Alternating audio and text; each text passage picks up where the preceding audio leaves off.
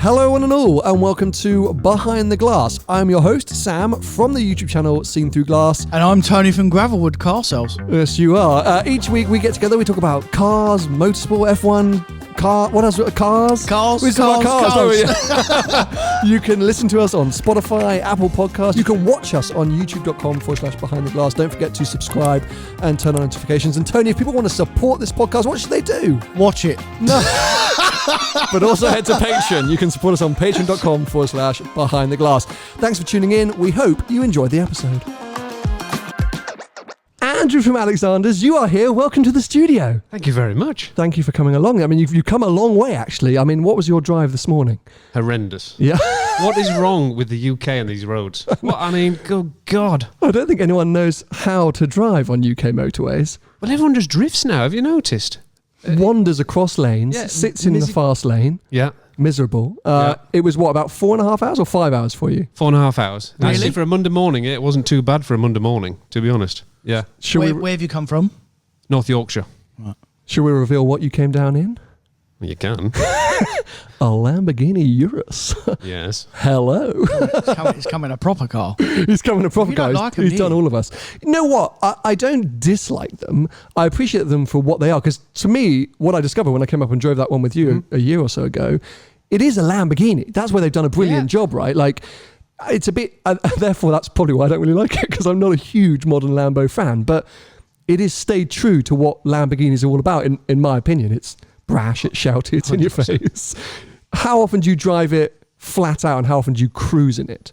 Well, I've had 6 Uruses now. I was just telling you this morning, wasn't I, Tony? Unbelievable. And I bet I've done probably nearly more miles than most across them all, because I use them virtually every day. Okay. And I would say, because when it's in Strada, it's like being in a Ranger of it. It is that good that most of the time I am just tootling around. Okay. But put it into Corsa when you're in the mood, or it's a Sunday or whatever, or you've got my young son in the car, and it's special. A car is special. It can achieve a lot. And I remember, Tony, you went on a Lamborghini sort of customer trip, didn't you, years ago, just when the Urus had come out, and none of us had really driven it.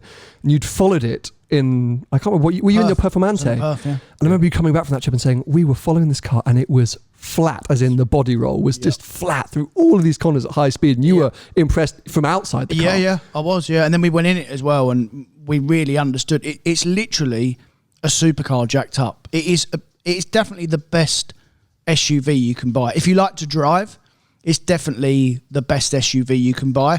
Previously, I would have said a Macan was, but the Urus, is definitely the best. Well, I was doing a track day at Croft two years ago, and I was there in a GT3, and it rained, but I'd actually driven there in my Urus. So at lunchtime, I thought, well, I'll give it a go. And you know, normally when you put a normal car on track, it just goes flappy, and it just, no matter how good they say it is, they're rubbish, aren't they? Yeah. I put this car on track, and I'm not kidding you, it was amazing. Yeah. There was GT3s. I was overtaking them. AMG GTRs. Could you imagine being in a GT3 and a Urus coming flying around you outside? You'd be fuming, wouldn't you?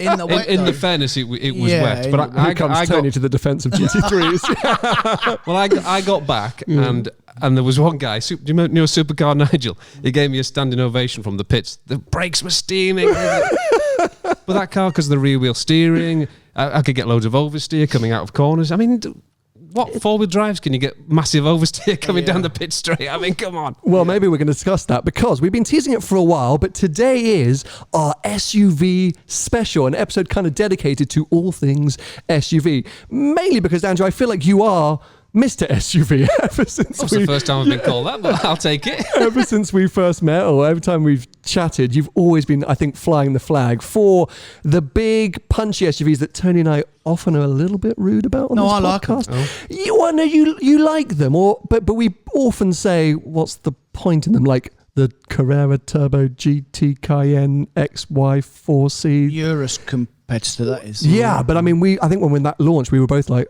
what? Yeah. Like, why? Yeah. So don't suddenly just, because Andrew's here, you're trying to impress him and be like, oh, no, I like them. I mean, I do like them. I tend to half agree that if you're gonna go and get an SVR, what's wrong with a normal Sport? Because 9 times out of 10, it's the same. I mean, how fast can you go in this country? in general. Well, I mean, but that applies to all cars, right? We can go down 77. that conversation with GT4 versus GTS, and let's not get fired up about that again. But anyway, we're going to be discussing it all. We're going to be going into the sort of the world of SUVs, discussing what we think are the best, what are the sort of most underrated, what are the forgotten, what are the worst, maybe the overrated, and it's all going to kind of kickstart. And it's as if we planned this perfectly, guys, with the launch of the new Range Rover. I mean, the ultimate way to kickstart our SUV special with the launch of maybe the king of SUVs. If we're taking the breakdown of sports utility vehicle, Range Rover, I think they declared themselves as the original influencer, right? That's how they launched that new car. We're back with the original influencer. When I went to the launch, I was quite shocked for them to say it's only the fourth or maybe the fifth generation. Have there been four? Five. So this is the fifth, right? Yeah. That's actually not that many iterations No. of such an iconic car. But 10-year cycles, though, mate. 10-year cycles. I think Rolls-Royce is probably the only other brand that limit their cycles that much, right? Maserati be another one. Well, for other reasons, I think. Not always through choice. Lamborghini as well, with the Aventador, with the big V12 cars. Yes, Yeah. okay, fine. But Yeah. I think, Range Rover being such a popular and iconic car and in a sort of uber competitive space, when you've got things like Mercedes and BMW so that have been churning out new models every 2 or 3 years or new versions, I just would have, in my head, I thought there'd been more Range Rovers. But I guess the sport maybe was part of that. But it's why they make so many different variations of Land Rover, Range Rover now. I mean, when you look down the line, the list is endless, mate, from top to bottom. Starting with a Vogue, finishing at a Discovery Sport. Yes, we had to rack our brains there, didn't we? Okay, so Mr. SUV, Andrew, what are your feelings about Range Rovers, big Range Rovers, not the sports? So big Range Rovers, have you been a fan? Are you a fan? Wait a minute. Wait a minute. Oh. Do you ask him that from a business point of view or from a personal point of view? I think 'Cause he is a both. motor dealer. Of course, but he's also a huge SUV fan, hence why he's here. Yeah. So feel free to add in some insight saying, I loved them, but they're awful to sell, which is what Tony seems to do weekly. But yeah, just as an individual, are you a Range Rover kind of guy? Yeah, for sure. I mean, they're the best at what they do, aren't they? I mean, it's as simple as that. I think with the product that they've got, if only they could get the quality right and them stop going wrong, I don't think, providing you can afford one, there'd ever be another car that you'd ever want. How many times have I said that? They literally do. I would have one. I mean, we went through a point because my wife's got a Discovery and I had SVRs at the time. I mean, literally, we would drive along and both of us would be stressed senseless because something was going wrong with our car at the time. But if it wasn't for that, for sure, I'd probably still be driving a Range Rover now. It's amazing because of that 10-year cycle. In that 10 years, I think the SUV sort of market has changed completely, or the scene at least, because when that last iteration came out, yes, it was really the obvious, but almost the only choice to do everything. Super luxury, incredible off-road capabilities, sort of great on-road presence, but sort of also class, all of these different things driven by royalty, but also Bob from the corner shop.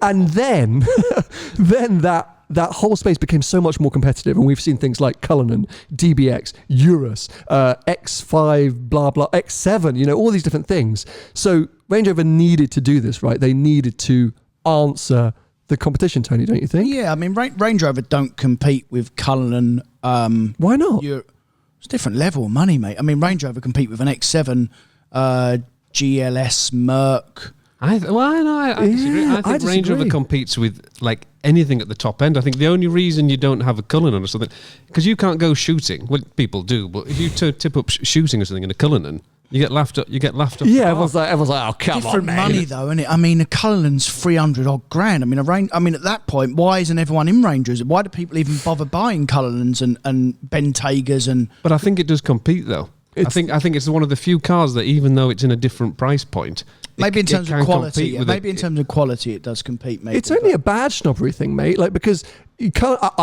Firstly, I would bet an SV Range Rover, the new top one, I bet that's going to get to 250, 260. If you tick everything, I bet that's going to be an expensive car. Over 200, definitely. Yeah, over 200 easily. Oh, you'd need your head testing. Yeah, you would, but it's possible for sure. So you're saving 100 grand on a Cullinan, but you're probably getting equivalents, and we'll dive into what this new Range Rover's got, but you're getting equivalent levels of tech and luxury and things like that in the newer Range Rover. Probably more now. Probably new more. one? Yeah, absolutely. And therefore, all you're not getting is I've got a Cullinan, which actually can sometimes be a good thing. But I think there's certain people with real money that actually don't want the stereotype.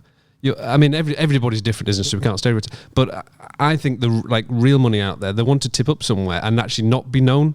So, if you've got a country estate and you go into the local shops and you employ 50 people in the village because of your shooting and everything such as that, you want to turn up in a Green Ranger, or if you turn up in anything else, they'll be like, oh, there's that landowner that's a bit of a knob. And that's exactly what I'm saying. We've said it many times. It's the Golf of the SUV world. Mm-hmm. Yeah. And it's almost become a little bit understated now for that reason, which is why I think it doesn't compete with the real big boys for that reason. Okay, I see what you're saying in that sense. I would still put it in that top level range, because I think the ultimate top Range Rover is class leading as a SUV. Well, it's a bargain then. I mean, everyone Agreed. Everyone just go and buy a Range Rover then. But we know that's not the world that we live in. We know that's not the world we live in. There are plenty of bargains out there. Get an R8, don't get a Huracan. But that just doesn't happen, does it? Because people want the Lamborghini. So a few facts and stats about that new Range Rover, which really impressed me. Of course, as we know, electric and hybrid versions are sort of, going to be the forefront in a few years' time. But 2024. Yeah, thank you. Boring. But boring. How dare you? We love EVs on here. But they've really focused on the sort of, the lux and the lifestyle. So the thing that I picked up on more than anything is the in-cabin experience they seem to have focused on, and really in reducing noise. And speaking of Cullinan, this is something that Rolls-Royce always fly the flag on whenever I've done new Phantom or Cullinan. Oh, we've put padding in the tyres to reduce the road noise and all these crazy things. Range Rover have got noise-cancelling headrests. Yeah. So they're pumping out frequencies that reduce the sounds from outside the car. The cabin air quality filter also helps reduce noise. The Wade depth sensors help with all of these things to make it this very peaceful and quiet, serene place. Sounds to be. expensive when it goes wrong. Well, because that's coming. When it works. Yeah, first thing I said is, I wonder what happens when one of those doesn't work. It's disaster. Disaster. But this has definitely been the focus for them, is to create this incredible environment. And I also think they've picked up on the fact that a lot of people now get chauffeur driven in Range Rovers. I feel like that's become a thing, especially with the long wheelbase, and you see them in and around London. So that's why I think that car will always operate that top level in that kind of space. You get a Range Rover Sport if you want something, more usable, daily, etc. And I think what perhaps Range Rover have done with the Vogue, essentially, I think they've really gone after that chauffeur market. Whereas if you wanted something to sit in the back in general, previously you'd have a S-Class 7 Series or an A8. But I think people have changed now because SUVs are 50% of the market now. I think people would rather be and I would rather be in a Range Rover as well, because as a percentage that they lose a lot less money than them S-Classes and A8s, and they're just as cool, they're just as nice to drive and to be in. So I think Land Rover have purposely gone after that market as well. And I don't think the long wheelbase is just for the chauffeur market. Having the reason that I'm Mr. SUV, as you say, is because I've got 2 young children. Okay. As a car enthusiast. Now, in a normal short wheelbase Range Rover, with your 2 children, when you've got the TV screens in the back, especially when they've got the reclining seats, which the SV... So you'd have a 4-seater. So you'd have a 4-seater. No, well, you can have the reclining seats and the 5-seater too. Yeah. It's an option. It's not big enough. Really? Yeah. I mean, of course, it's big enough for ultimate luxury. It's not. So I think even the man in the street, a long wheelbase is just the way to go. Yeah, if you can get it, and that's the other thing. It's all about, as in within reason. A standard Range Rover is big, but if you can get it bigger and it creates more space and opens it up for you, why not? And you're saying there's other reasons rather than just being chauffeur driven in it. But I want to pick up on something Tony just said. You said SUVs 50% of the market currently. When did that happen for both of you? So when I was growing up, it was all about station wagons, right? Estates, that was always the vibe, and still there's EVs and that, and there's still a sort of part of the market that desires that. We're seeing M3 wagon coming now, but when did that switch happen where SUVs, especially in this country, seem to take an absolute rise? I'm asking both of you. Well, shall I go? You go, mate. Yeah. SUV, as in sports SUV, not just 4-wheel drive, because otherwise a Qashqai made the world of normality, if you like, from a normal saloon car. For me, it was the X5. Okay. In 2001, when they launched the X5, that was the first car on a monocoque chassis, Oh, hello. not a ladder chassis. So it actually drove like a car. Okay. And for me, that was the first car that you could drive and enjoy and have a four-wheel drive. Because if you compared an X5 at the time to a ML Mercedes or a Range Rover of the time, they drove terribly. Really? Yeah, but that was the first car, and then everyone then followed suit. Range Okay. Rover Sport came out. They started building the other four-wheel drives on proper monocoque chassis, so like a normal car is made. And for me, that was when it all kicked off. I bet it made it a bit more driver focused. Tony, was the similar thing from your side? I would say that's when it kicked off, but when it really, really, really caught was about 2010, because in that 50% statistic is cash cars are included. Fair. It's the whole market, and if you go back, that's when everyone. I mean, look at Mercedes now. I mean, every single car basically is an SUV. I mean, they probably make 30 SUVs. I mean, it's unbelievable. They probably make more SUVs now than they do normal cars because there's a variant for everything, and they're all doing the same. BMW, Audi.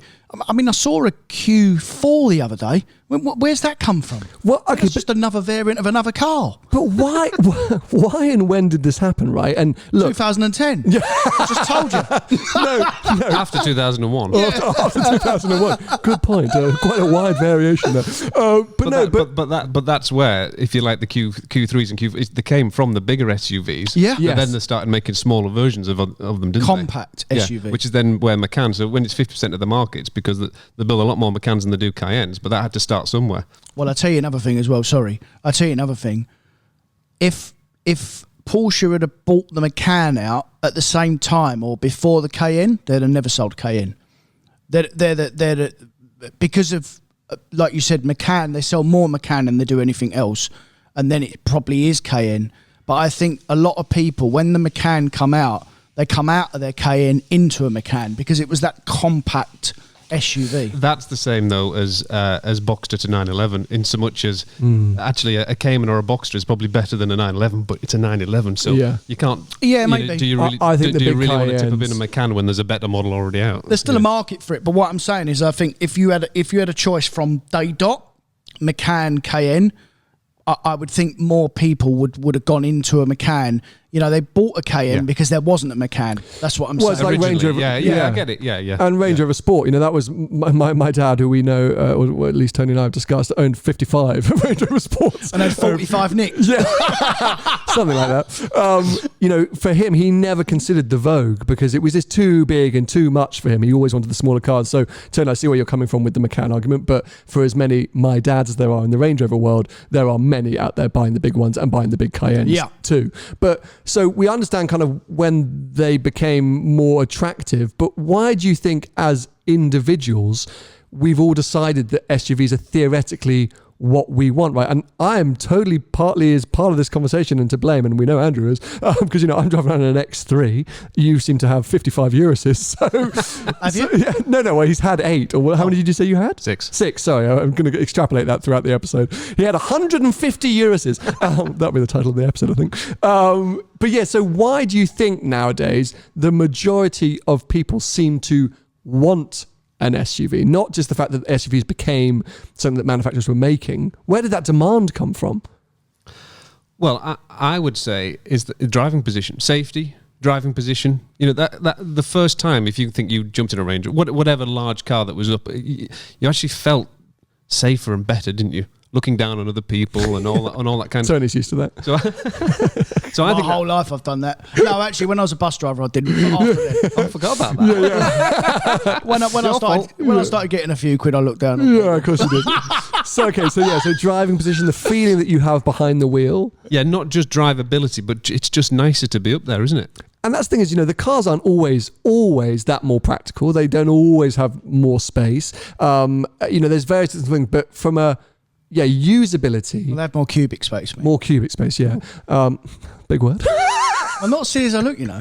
Well, but yeah, I think you're right. There's something about when you step into an SUV as a driver, it is a sort of nicer on the road experience, but you are foregoing usually dynamic capabilities. We'll come back to the big stuff soon. But yeah, you know, usually a wagon or something like that is going to be more usable, more dynamic on the road. So giving up some of that.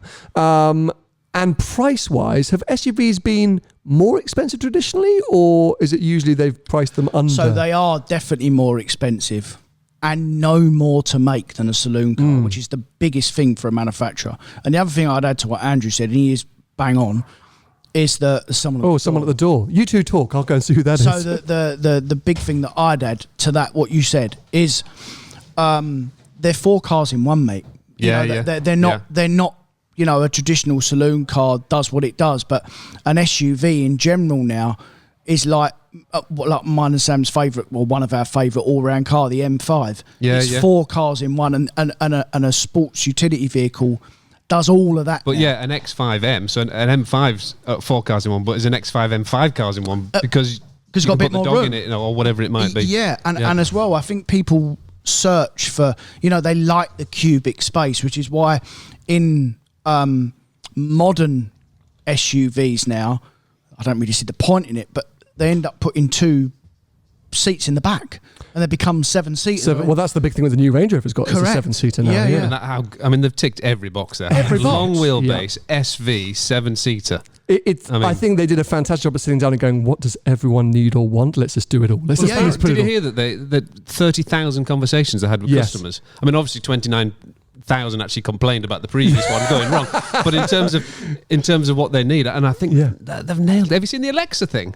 Oh, yeah. So, Alexa within the car. Yeah. And they were trying to display that in a little bit of a tacky way at the launch, but I didn't quite. Did it? Well, it was like sort of pre-done. It was like, He was very boring, that man, wasn't he? I don't know who he was. Bless him. But, you know, he was doing the whole throughout the presentation, he's going, Alexa, Alexa, Alexa. And he goes, and now let me speak to Alexa. I was like, if she was real, she would have responded a half an hour ago when you kept saying Alexa, Alexa. But bless them for trying. Okay, so we sort of think we've addressed when there was this kind of upturn or why people are buying SUVs. At what point, well, I know the answer to this as well. So what you're asking for? So let's just, elaborate.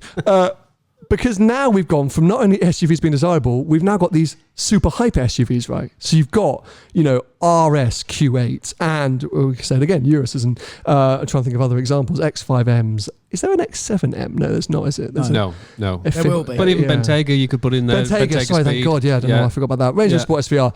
And so that, do we think, was primarily because people want to, buy the best, buy the ultimate? Why'd you make an M3 anyway? Why not make an X3M? Or was it because they actually thought, people wanted the cars to be more dynamic and more capable? Is it a badge thing, or is it actually creating a car that is better and usable to drive? Because I'm going to come out and say, I think even a super SUV is, I think it's pointless. I think it's a market thing. It's just the market. The market demands it, mate. And the manufacturers, like what we've just said, it costs no more money to them to make an SUV, but they charge more money for them. So if you've got a C class, it costs Mercedes a amount of money to make. If you have a GLC, it costs them very similar money. They're loads more money new. So they'll just make what the market dictates, and the market dictates that people want SUVs and RS badges or AMG versions. Yeah, but I think if we have this conversation when you've got 2 young children, like I have, as a car man, but also as a car man who wants to drive a nice car every day, that I suppose I'm the target audience, really. They tick every box. And I think if I was single, would I drive a Urus every day? No, and I'd probably 911. No, that's a bit obvious, but I wouldn't drive a Urus every day. So I think they've understood the market of someone that loves cars, that needs the space, that wants to be safe, wants to be up high, but wants the dynamic ability too. And they are so dynamic now that you can have, I think we were just talking before, you can have 4 or 5 cars in one. And that's what it gives you. So I a little bit disagree with the fact that if you were a single man, you wouldn't have one. Maybe you wouldn't, but I would say Lamborghini, BMW, they do target that one person. Don't have to have kids, but I know someone that's got a Urus in his early 20s. He hasn't got kids. He's got no plans to have one. He just wanted a Urus because that's. I think the reason they're successful is because it appeals to everybody. But I totally agree. It's not just for one person, is it? But I do agree with you. Yeah. Okay, so let's get into Good, bad, and ugly. No, good, something like that. Let's talk about the world of SUV. Just made because- that up. Yeah, I mean, did. he's literally made that up. I'm a bit distracted today because I put an offer in a house this morning, and I'm literally just waiting for my phone to ring. You can tell, can't you? Yeah, so I'm just literally sitting there, just staring down at my phone, going, "What are you guys talking about?" I'm just waiting for some estate agent to call me. But what I wanted Is to that who do, you thought was at the door? yeah, literally, I thought the Estate estate agent, Sam, you've got it. I'm here to hug you. But it wasn't. It was somebody else. Anyway, so yeah, what I thought we'd do is address the current market, because there are so many SUVs out there, right? So many. And as a man with an X3 M40i who's constantly looking at maybe Not changing for it, long. yeah, We'll sort about, won't we, Tony? don't start on this. We're gonna ram him right. Not quite. What, have the you got 60 days old? Let's talk about it. Come on, hold on a second. But as someone who does browse every now and again at what the other options could be, there's so much out there which, just hits every single mark. So I want favourites and I want underrated. And I've already thought about this, so I'm putting you guys on the I spot. already know underrated. Okay, go on then. If you want to know underrated, launch straight in. Favourite SUV? Oh, mate, it all depends what it... I mean... No, for you, mate. For just go personal. just for me? Yeah, we'll come back to value. I know that's your favourite. Urus. Urus is your favourite. Okay, Yeah, so yeah. all the money in the world, you go out tomorrow, you buy a Urus. Yeah. That's because it holds its value well. No, there's lots of things, as in, it is just the best. It's like a supercar that you can use every day. You can drive it at 25 mile an hour, or you can drive it flat out, and it performs. It's a But proper. As a Mr. Porsche, why are you not picking that Cayenne GT thing?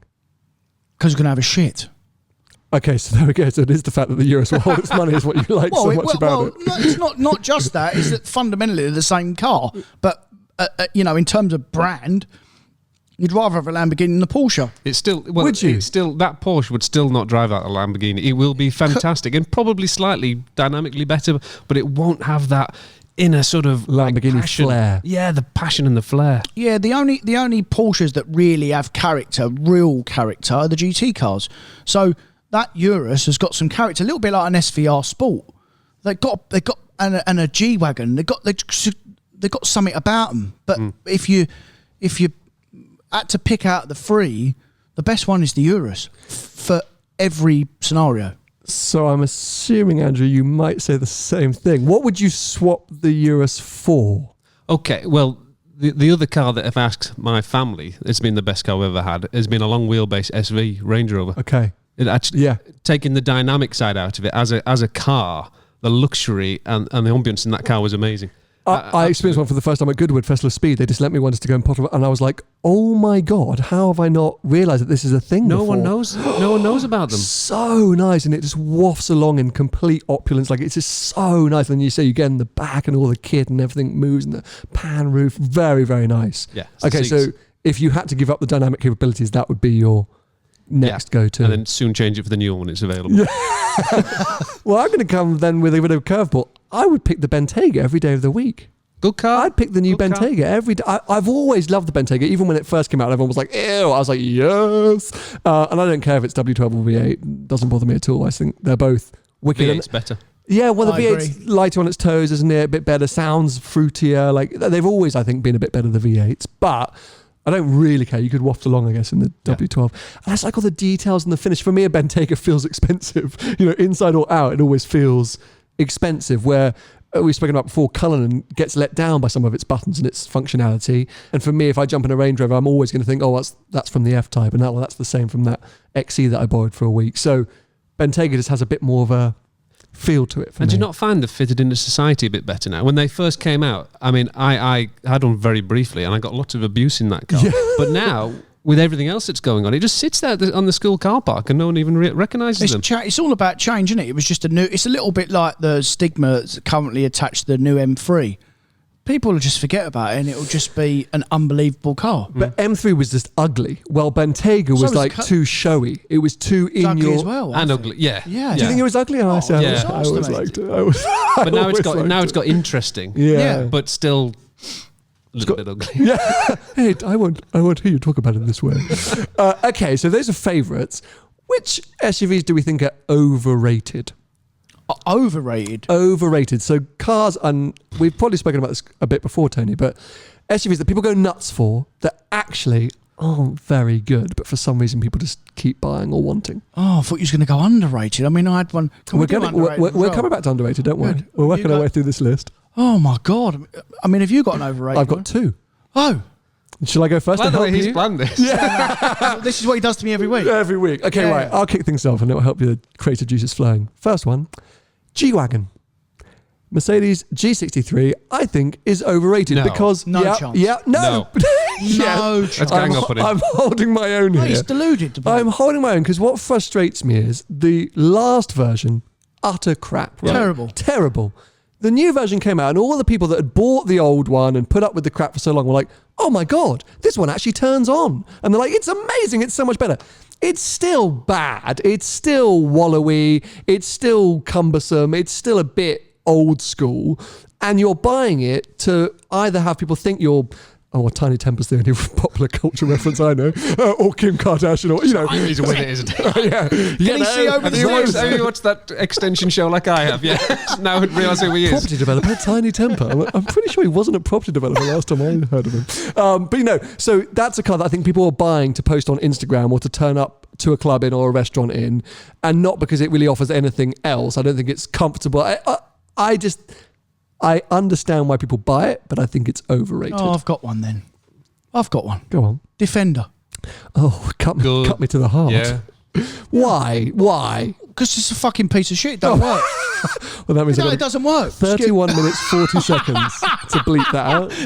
Thanks for giving me the extra work. The effing. Take the effing out. No, no, mate, you've done it now. I just Okay. have to- Yeah. Defender. Defender, no, but Yeah. hold on a sec. Okay, so Defender in its on-road use, because off-road, that car is supposedly fantastic. So is every other Range Rover. Okay, well, yes, but so So is what? the So what's G-Wagon. overrated about it? It's just it's just not that good. The inside quality is nowhere near as good as a Sport or a Vogue. It's loads of money for what it is, and Agreed. what they're fetching now. That's And we crazy. were speaking about this earlier on. Bearing in mind, we buy these sort of cars. They're just bonkers, man. They're just through the roof, and for the exact same reason of why you said the G-Wagon's overrated. It's an Instagram car, mate. The Defender. Yeah. Do you think that's true? I think it's a fashion statement. Yeah. I think people are buying them like the were Range Rover Sports and what have you. It's the latest fashion statement, but they're not realising. Is it FOMO, the fear of missing out? I think Yes, because yeah. everyone thinks, oh, we can't get a Defender, can't get a Defender. I must buy one because everyone Yeah. else has got one, which is fine at 50, 60,000. But then when you're getting up to £20,000 over list or 155, like the one we've just sold for a 5-litre supercharger.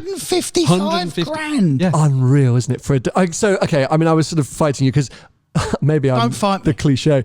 No, I do still really want one, but I have to admit, yes, they are sort of flawed. I mean, you know, when I drove that one down to Cornwall, it's not very good. It's not very practical. The doors are too heavy to get in and out of. You've got to run and leap to get in it. You know, I mean, it's all of these things, but there's still a part of me that wants it for what it is. And yeah, it is a fashion statement. The damn it. Sport is so much better as a car to drive. And now the same money.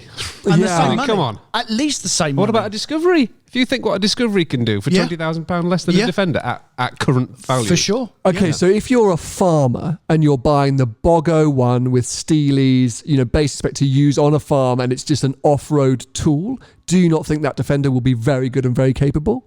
It's Yeah. still too much money. Still too Yeah. much money, you think? Yeah. I mean, yeah, Capable. Yeah. but very capable.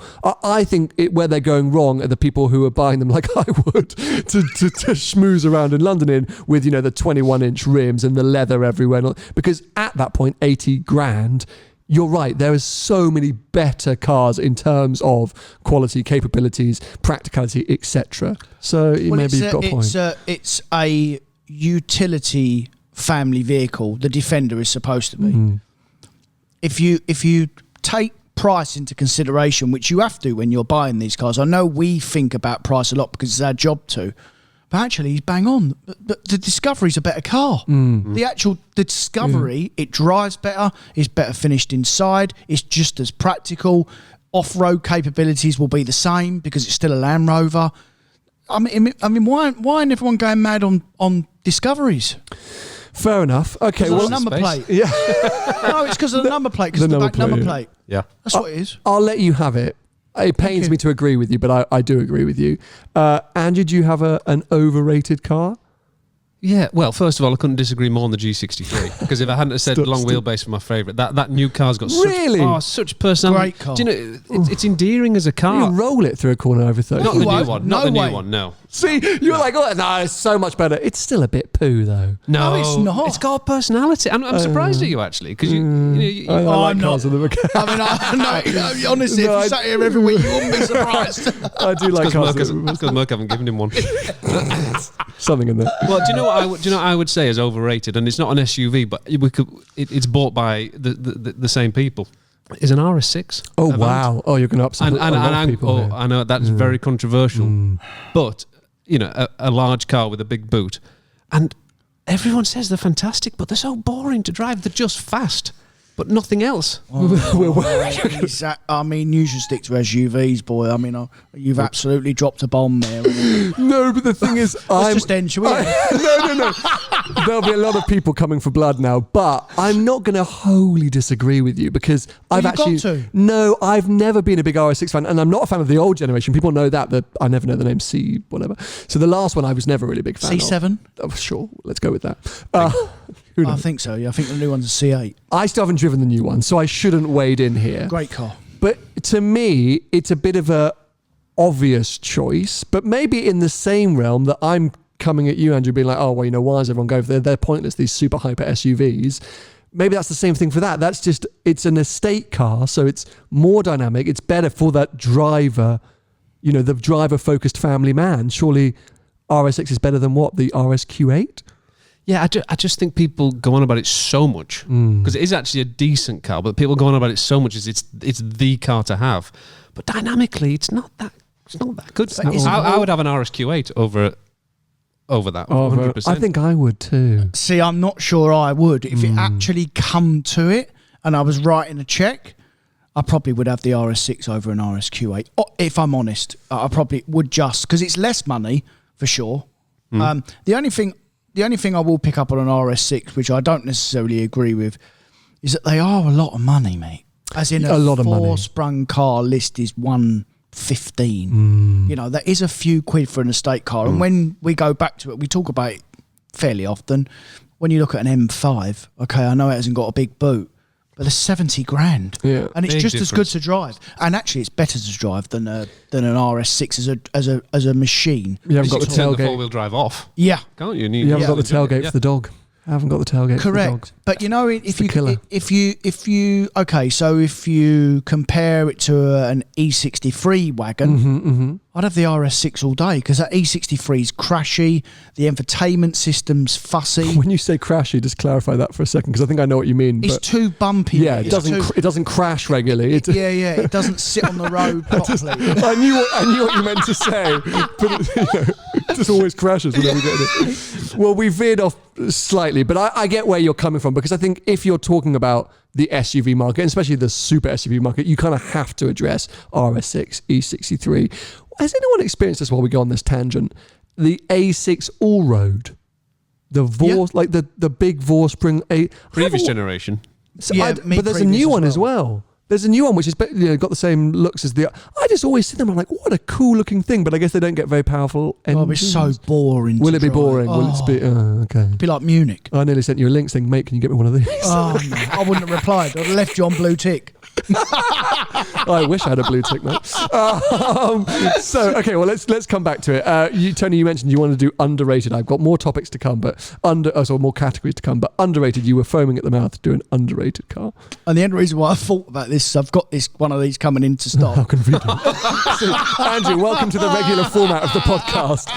All the cars we talk about are cars that Tony's got in stock. Gravelcarsales.com. Yeah, literally. Org. So- The Alfa Stelvio, oh, hello. Quadrifoglio or just standard? the Quadrifoglio, the Larry Yes. one. But I think underrated car because that is, no one bought them. What a car! Well, I haven't driven one. Is it good? oh, mate, it's very good. It's very it's a Giulia Quadrifoglio on stilts, Jacked up. and we know how good the Giulia Quadrifoglio. I mean, we're big fans. Hopefully, you agree on that. Yeah, agree. We're 100%. huge. Actually, you have a very nice one in stock at the moment, a Giulia Quadrifoglio. Oh, we do, yes. I've seen it on Thank the you. website. Yeah, no, I just You always sell Give them it as well, back. don't you? Yeah. Every time we get one, they're fly out the door. just good. Yeah. So Stelvio Quadrifoglio, you never see them on the roads. Nope. But it's the same thing as Giulia Quadrifoglio. You say, they're underrated. And we hark on about this week in, week out. I think Stelvios, I get a lot of messages online, people saying, get a Stelvio Quadrifoglio, it's perfect. But no one buys them. And I don't think I would buy one. Well, I hope someone buys my one. Yeah. Sorry, mate. I don't think they look as good. I don't think they look that good. I think they look too short and stubby, The personally. wheels don't fill the arches, do they? Yeah, like... All Italian cars are like that. Look, apart from the Urus, but look at Hurricanes, look at Ferraris. They never fill the arches. All Italian cars are the same. They've always got that great big gap. Maybe. Whereas German cars, they just sit nicer in general. And you've always got that issue, which is when you're at that level, when you're spending that kind of money on an SUV, which has got to tick all these boxes, infotainment and tech is such a pivotal and important part. It's why I went in on the DBX so much, because you are right at the top end of this market. Terrible and for car. me, the Don't get me infotainment started system. on that. Yeah, Mate. okay, we'll come back to that. Sounds Have fun. you got one of them in stock? Have you got one? I bet Yes, you've- I shouldn't be saying that, but yes. No. It's fine Yeah. because I slag my own cars off all the time. I got it in stock, going on them all the time. It's each to their own, isn't it? But I think Stelvio unfortunately is let down by its tech and its infotainment. It's not up there in that class, that price class. So again, when you start looking at it, you're going to go, well, maybe I'll go German or something else, because I just don't think it can live up there. So I get where you're coming from, but I think with reason it gets overlooked. Well, mainly because of the terrible infotainment system inside. Yeah, as we just said. Yeah, everything German just works, doesn't it? So Andrew, underrated? Well, do you know what? Bentayga. Oh, there we go. Bentayga is an underrated car. I agree. It's been one of the few that's never gone silly over list. Normally when a manufacturer brings out a new SUV because it was £250,000 new anyway. It was a load of money. But now under 200 grand, which is what they are, everything's 200. You can get first gens under 100 grand. Look. What, Alexander's Prestige? Yeah, hello. Isn't it amazing as well now, Bentley in general? I know we're riding a really stupid wave at the moment in terms of used car prices, but Bentleys in general 2 years ago would instantly lose 100 grand in value, wouldn't they? And now, that Continental as well. Continental GTs. It's an unbelievable car, but it's a lot of money. This episode wasn't, the plan of this episode was not to highlight all of Alexander's stock, but again, because I looked on your website last night just to see if there's things we could talk about. You've got a purple Continental GT. Well, we had. Oh, you had gone already? Yeah. Oh, wow. Yeah. Okay, fine. There you go. But you're right, Continental GTs, because that is a car that I lust. It's not a YouTube car at all, and it's a car that I would just have and not tell anyone about, because it's just the best. And they just don't come down. Even the last generation, they're still up at 80, 90 grand. Well, what you're alluding to, they do come down to start with. Sorry, and okay, then sure. And then they're sit. level. Yeah. Yeah. Apart from at the moment. Apart from at the moment, but that normally in general they'll lose like 80 grand in the first 2 years and then they level off. Yeah. But this generation hasn't, but that's because of the stupid bonkers times we're in at the moment. Yeah, fair Otherwise they enough. would have done the same. Yeah. Okay, so Bentayga, I'm with you. I'll come real left field then. Maserati Levante. I've got one of them. Guys, I'm just here to help you both out, okay? I'm just here to sell your stock for you. I'll be sending commission invoices next week. Interesting. But I would have to say the spicy Levantes, so what have you got in? I've got it's actually really rare. It's the 3 litre S petrol. Is that a V6? The V6? Yes. Okay, fine. V6S. Yeah, so the V6 or the very rare V8 one. Yeah. Trofeo. The Trofeo, which, Yeah. there, again, you don't see them. But actually, what a looker of a car. Yeah. I think. Mad presence. Looks way more expensive than it is. Nice to drive. Have you seen the price of a Trofeo before you say that? No, what's the price? Levante, yes, but not Trofeo. Oh, why? What are they? What were they? They start at £125,000. Okay. Maybe leave that one on the side. Twice as much as the diesel and petrol. Yeah. Oh, okay. So it's Yeah. stupid. But that But is I like is it the 488 engine or the Cali T engine or something like that, right? Yeah. I think it's the Cali T No, engine. it's a V. It's a V8. It's a V8. Yeah, It's the it's a turbo V8, yeah. Okay, so yeah, the V6 one, because it does a lot. Again, a car that's let down by its infotainment, because it must be the Chrysler, I guess, Yeah, the yeah, American yeah. infotainment system. But really, really nice bits of kit. Good to drive, lovely to look at. You park it on your driveway, someone goes, "Oh, you doing all right? You got a Good-looking car. Maserati." Yeah. Yeah. They got status as well, a bit like a Range Rover. Like if you've got a Maserati, it's almost like You don't need to ask anything else. Yeah, all right. Well done. right, Yeah, well I'm done. doing all right, aren't you? Yeah. Okay, fair. So I'm glad that we all found cars that we agreed on there. 46990, my car. Link below. I like it. As every week, link below. Oh, someone's calling me. Maybe that's the estate agent. Okay. Oh, that could be the man changing my tyre. Hold on a second. Can I tell you? So Sam keeps getting punches on his cars, right? And I know why. He says he can't work it out because they're run flats. Have you noticed that? Run flat BMW tyres, they always get nails in them. Have you noticed that? Are we going somewhere with this? No. I'm just asking you a question because Sam's over there. Well, no. What do you think you'd get a nail in the tyre whether it was run flat or not, though? No. But in general, I think, and I've noticed over the years as well, that BMW run flat tyres just pick up nails. Well, Really? Yes. Horrifically so. So I got to go downstairs right now to sort out Quick Fit. Whilst I'm doing that, I want to think best SUV sub 75 grand. Bit of consumer advice. So what, Begin the chat. are we pausing or are we going to talk? Right. Best SUV, what do you say? Sub 75. Range Rover Sport, me. You? Well, that's a good car. Sub 70. Oh, I'm going to think about that. Now, new or used though? There's the thing. To buy today or Yeah, but I would say in the used market today. I mean, there's a few, but if I had 75 grand to go and buy a car today, and it was a used car, I don't know why, because they don't work. But I'd always say Range Rover Sport. yeah, Me. they are a good car. Yeah. Yeah. Q7. Good car, practical, but they're not interesting to drive, are they? What about the GL? Is it the GLE? Yeah, same thing, innit? They're all the same, aren't they? I mean, your world's your oyster, really, but I would always just say that the Range Rover is, I don't know. They're like 90 grand nearly new, a 3 litre diesel Range Rover, especially an autobiography one.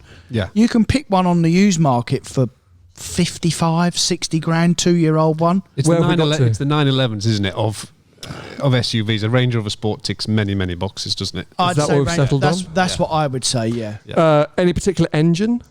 The 3 litre diesel for me. 3 litre diesel. Yeah, I mean that's a great engine. Yeah. I like the SDV8. Oi. Yeah, no one buys that. No, but I would because it sounds fruity Well, as they're hell. no more money than a 3 litre, are they? Which is Not on always the used always market. yeah, it always amazes me. It's. I'm assuming you just said it's kind of like the easy go-to car, right? Ticks all the boxes, is sort of semi-classless, does everything. Yeah. Do you not think it's a tiny bit boring though because of that? The whole lot, that whole market, mate. We just said Q7 and GLE as well. I mean, they're all boring. I mean, But you can get some fruity bits. So let's look at Macan for a second because that's kind of where I would. It's the most obvious and boring choice thing because everyone goes for it. I actually have struggled with Macans over the years because I think it's a bit like, duh. But a GTS Macan, that's a That's gotta fruity be bit of Good kit. car. Yeah. it's got to be there. Yeah. Yeah. It's not as practical as the Sport though.